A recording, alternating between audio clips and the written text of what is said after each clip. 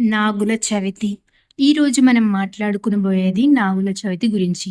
October 25 శనివారం రోజున 2025 సంవత్సరానికి ఈ పండుగ పవిత్రమైనదిగా జరగబోతుంది. కార్తీక మాసంలో శుక్ల చవితి తిథి నాడు ఈ వ్రతం చేస్తారు. పాము దేవతలను ఆరాధించే రోజు ఇది. మన సంస్కృతిలో పాము అంటే భయం కాదు, శక్తి, రక్షణ, దైవత్వానికి ప్రతీక. నాగుల చవితి పురాణ కథ.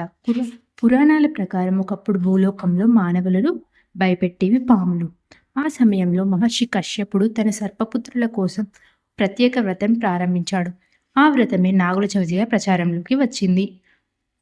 మరొక కథ ప్రకారం పాండవుల వంశస్థుడు జన్మజేయుడు తన తండ్రి పరిషిదుడు తక్షక సర్పం చేత హతుడైనందుకు సర్పయజ్ఞం చేశాడు.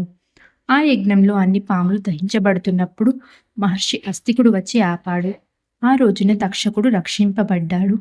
అదే రోజు సర్పాలపై కరుణ, రక్షణ భావన జన్మించింది. ఆ రోజుకు గుర్తుగా ప్రజలు నాగుల చవితిగా జరుపుతున్నారు. నాగదేవతలను పూజిస్తే పాము భయం తగ్గి కుటుంబ ఆరోగ్యం, సమృద్ధి, శాంతి కలుగుతుందని చెబుతారు. పూజ సిద్ధిత. ఉదయాన్నే లేచి శుభ్రంగా స్నానం చేయాలి. సాధ్యమైనంత వరకు ఉపవాసం ఉండాలి. ఇంట్లో లేదా దేవాలయంలో నాగదేవతల విగ్రహం లేదా శిలారూపం ఏర్పాటు చేయాలి. పూజా సామాగ్రి సిద్ధం చేసుకోండి. పాలు, పెరుగు, చింతపండు, విత్తనాలు, కుంకుమ, పసుపు, పూలు, నైవేద్యం. ఈ సామాగ్రిని నాగదేవతల ముందు సమర్పించి పాలు పోసి పూజ చేయాలి. పూజ చేసే సమయంలో ఇలా పలకండి: నన్నేలు నాగన్న, గుమ్మపాలు తాగిపోవయ్య, మా కుటుంబాన్ని రక్షించు, ఆరోగ్యంగా ఉంచు.